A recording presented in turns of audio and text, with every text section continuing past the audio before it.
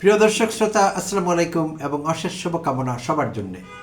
আমি এই এপিসোডে আমাদের প্রধানমন্ত্রী জনাব তারেক রহমানকে অ্যাড্রেস করে কথা বলবো, তাতে করে আমার মনোযোগ ধরে রাখতে সহজ হয়। আর যেই বিষয়ে কথা বলবো আজকের এপিসোডের টপিক, সেটি আসলে তাকে ঘিরেই। তো দেরি না করে শুরু করছি। প্রিয় তারেক রহমান, আমি আশা করছি আপনি আমাদের প্রতিবেশী নেপালে কি হচ্ছে সেই বিষয়ে আপডেটেড আছেন। নেপালে যা হচ্ছে গত কয়েকদিন থেকে, সেটি একেবারেই অপ্রত্যাশিত। কেউ ভাবেননি এমনটি। মাত্র 100 দিন পার করেছে নেপালের এই নতুন সরকারটি।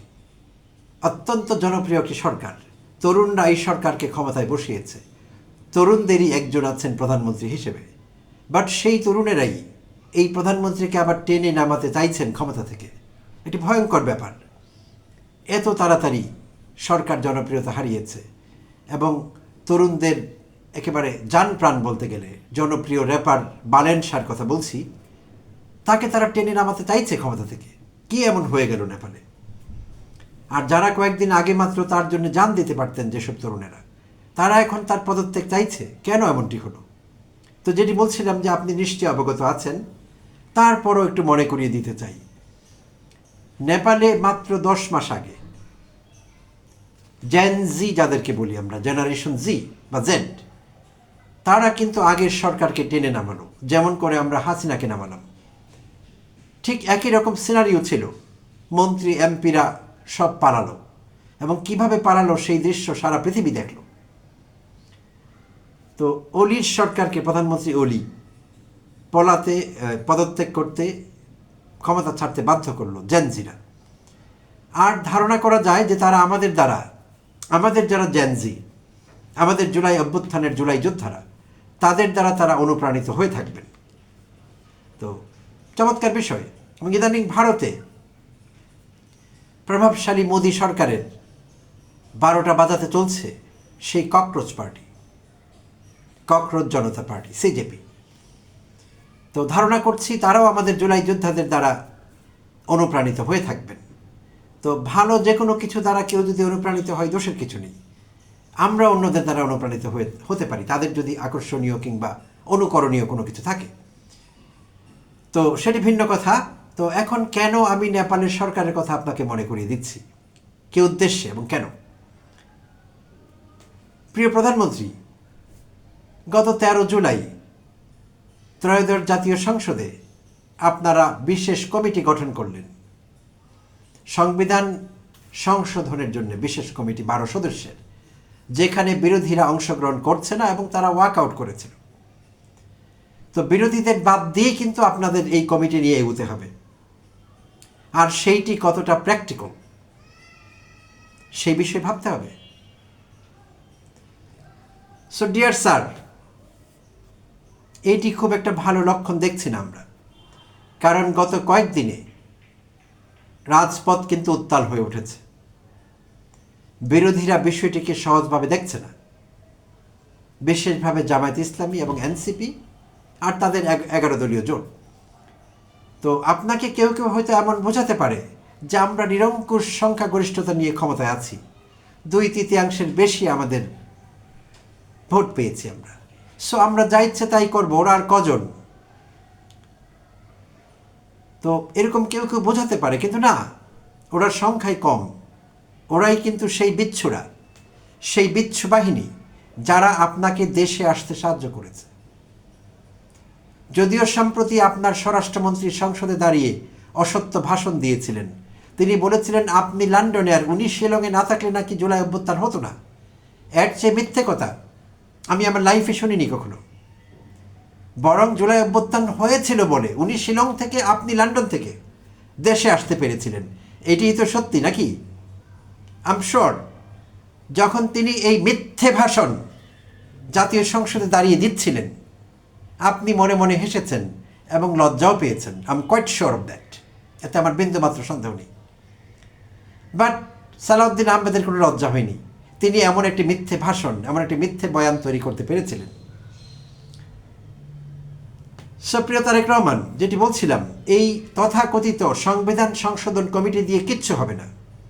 আপনারা একতরফা কোনো কিছু করেই ফেলতে পারবেন, আমি ধরেই নিচ্ছি, বাট লাভ হবে না।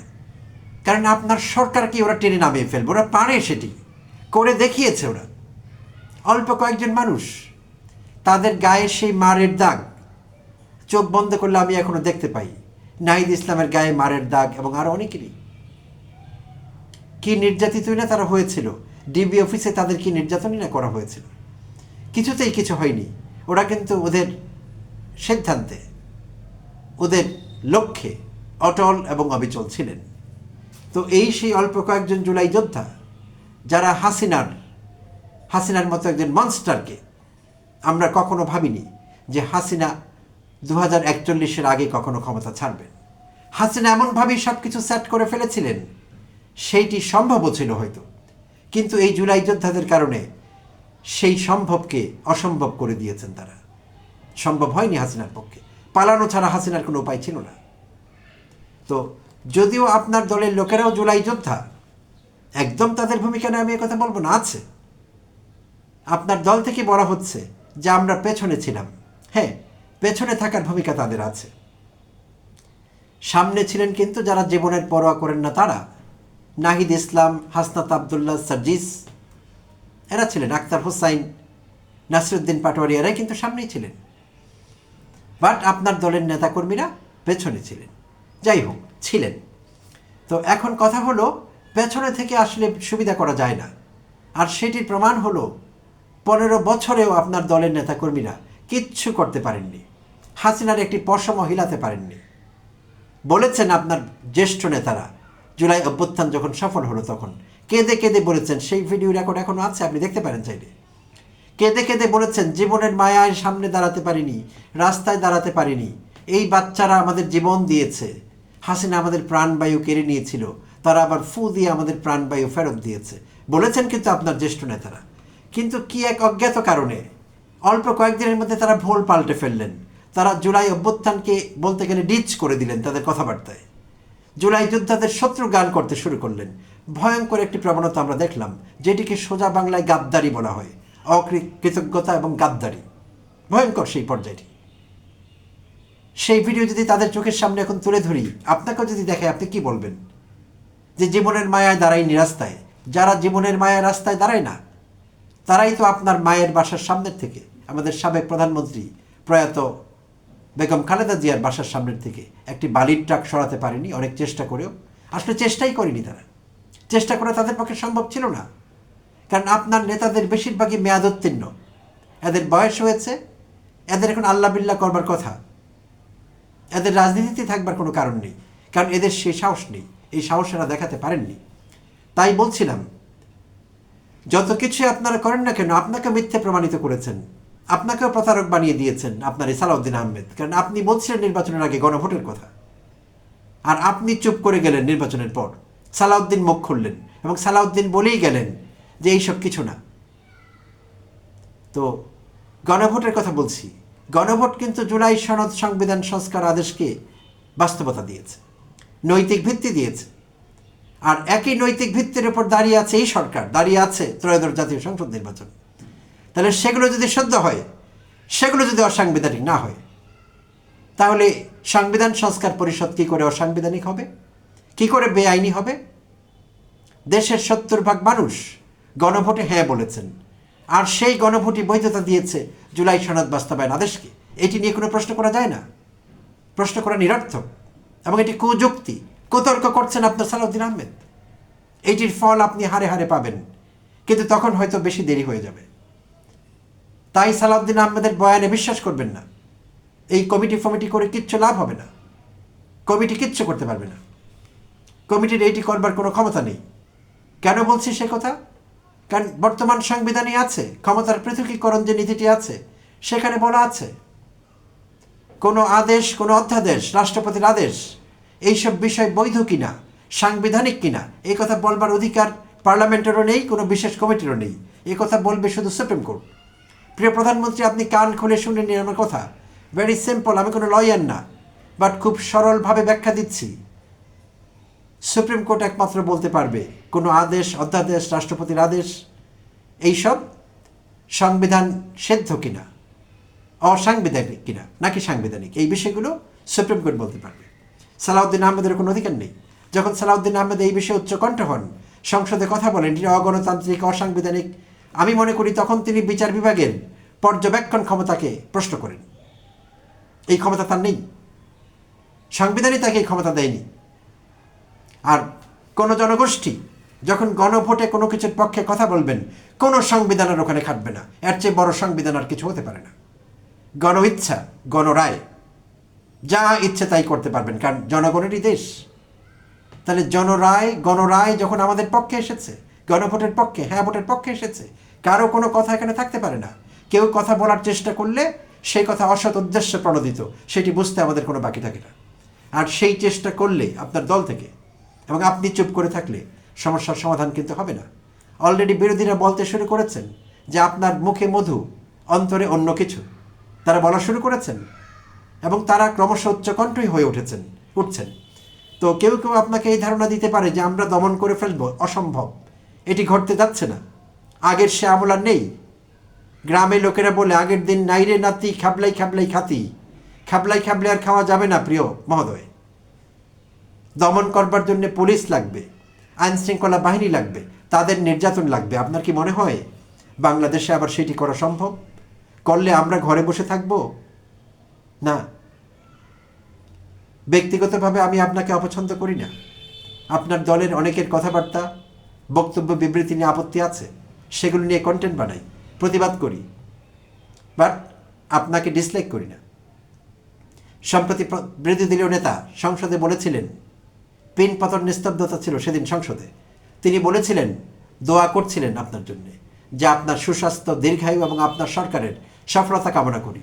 আমি বিশ্বাস করি বিরোধী দলীয় নেতাও আপনাকে ডিসলাইক করেন না, আপনার অমঙ্গল চান না, কিন্তু তাদের বাধ্য করছেন আপনি রাজপথে যেতে, উচ্চকণ্ঠ হতে এবং চরমপন্থা অবলম্বন করতে। এখানে চরমপন্থা বলতে সেই অন্য কিছু বুঝবেন না। এখানে চরমপন্থা বলতে তারা তাদের সাধ্য মতো, যা তাদের সাধ্যের মতো আছে, সাধ্যের মধ্যে আছে, সব কিছুই তারা করবেন। রাজপথ গরম করবেন, সংসদ উত্তপ্ত করবেন, ঘন ঘন ওয়াকআউট করবেন, যেটি হাসিনা আমলে আমরা দেখেছি। তো বছর পর বছর আপনার দল ওয়াকআউট করেছে, সংসদে ছিল না তারা। সো এরকম পরিস্থিতি হলে এটিকে আর গণতান্ত্রিক সরকার বলা যাবে না। আর এখন এমন সময় নেই বাংলাদেশে, অন্তত জুলুম, নির্যাতন, পুলিশ দিয়ে হয়রানি করা, গুম করা, ধরে নেওয়া, এইসব করে বিরোধীদের দমন করা যাবে। তারা যত সংখ্যায় কমই হোক না কেন, তারাই যথেষ্ট আপনার সরকারকে অস্থিতিশীল করবার জন্যে, এমনকি এই নির্বাচনকে বানচাল করবার জন্যে। তো সেই পরিস্থিতি আপনি চান না। আর অন্তত পক্ষে আপনার সরকার যদি অধ্যাদেশগুলো সব আইনে পরিণত করত, যে যে গুরুত্বপূর্ণ অধ্যাদেশগুলো আপনারা বাইপাস করলেন, সেখানে ছিল বিচার বিভাগ সংক্রান্ত অধ্যাদেশগুলো, মানবাধিকার সংক্রান্ত অধ্যাদেশ, এই সবগুলো অধ্যাদেশ আপনারা, যেগুলো আপনাদের জন্য ইনকনভিনিয়েন্ট, অর্থাৎ আপনাদের ক্ষমতা সুসংহত হবে না, নিরঙ্কুশ ক্ষমতা আপনারা ভোগ করতে পারবেন না, সেই জায়গায় আপনার অধ্যাদেশগুলোকে বাইপাস করে গেলেন। আপনার আইনমন্ত্রী সমানে মিথ্যা কথা বলতে লাগলেন সংসদে দাঁড়িয়ে, যে আমরা এগুলোকে আরও শক্তিশালী করে ফিরিয়ে আনবো। যথেষ্ট শক্তিশালী সেগুলো ছিল, সেই শক্তির ভয়েই তো তারা সেগুলো করতে রাজি হয়নি। তারা আপনাকে বুঝিয়েছে এগুলো করলে আপনি হাসিনার মতো নিরঙ্কুশ ক্ষমতা পাবেন না। বিশ্বাস করুন, নিরঙ্কুশ ক্ষমতা কেউ পাবে না। আমরা কিন্তু সেই দিন শেষ করে এসেছি, পেছনে ফেলে এসেছি। বাংলাদেশে কাউকে আর আমরা নিরঙ্কুশ ক্ষমতা ভোগ করতে দেব না। একমাত্র জনগণ হবে নিরঙ্কুশ ক্ষমতার অধিকারী, জনগণ হবে সার্বভৌম, আর সব কিছু হবে সাবঅর্ডিনেট। তাই সেটি এমনিতেও হবে না। তারা আপনার সরকারকে প্রশ্নবিদ্ধ করছে, কি উদ্দেশ্য তাদের জানি না, যারা আপনাকে উল্টো বোঝাচ্ছে। দয়া করে তাদের সঙ্গে বসুন, বিরোধীদের সংসদের বাইরে কনভিন্স করে তাদের সঙ্গে বসুন। যদি আপনারা পারেন আপনাদের মত তাদের বোঝাতে, যে এই সংবিধান সংশোধন দিয়ে আমরা এটা ওটা করতে পারবো, ভালো, বুঝিয়ে নেন। বুঝিয়ে নিতে হবে। বুঝিয়ে না নিয়ে সেটা দিয়ে সব কিছু করে ফেলবেন, that's next to impossible. It's not going to happen. এটি ঘটতে যাচ্ছে না। আর যদি ঘটাতে চান, তাহলে নেপালে এখন যা ঘটছে, আপনার সরকারের ভাগ্যেও কিন্তু তাই আছে। আমি থাম্বনেইলে ব্যবহার করেছি দুটো ছবি। বালেন কিন্তু এরকম উচ্ছ্বসিত হয়ে হাত জাগিয়ে দাঁড়িয়ে আছেন। আপনারও একটি ছবি ব্যবহার করেছি, আপনি উচ্ছ্বসিত, এরকম হাত উপরে তুলে দাঁড়িয়ে আছেন, চমৎকার। কিন্তু পাশে আরেকটি ছবি ব্যবহার করেছি, বিক্ষুব্ধ, উত্তপ্ত, অগ্নিশর্মা, বানানের ভক্ত সমর্থকরা, যারা এই মুহূর্তে তাকে টেনে নামাতে চাইছে। সো আপনার পরিস্থিতি আমরা এরকম চাই না, আপনার সরকারের ভাগ্যে এটি ঘটুক সেটি আমরা চাই না। তাই দয়া করে রিকনসিলিয়েশনের ব্যবস্থা করুন, বিরোধীদের কনভিন্স করুন। বিরোধীরা দেশের অমঙ্গল চান না। আপনার সরকারে এমন অনেক লোক আছেন যারা শুধু নিজের স্বার্থে দেশের অমঙ্গল চান। বিরোধীদের মধ্যে একজনও নেই এই মুহূর্তে যারা দেশের অমঙ্গল চান, সেটি আমরা মনে করছি না। সে প্রিয় দর্শক শ্রোতা এবং প্রিয় প্রধানমন্ত্রী তারেক রহমান, অনেক অনেক ধন্যবাদ জানবেন আমাকে শুনবার জন্য।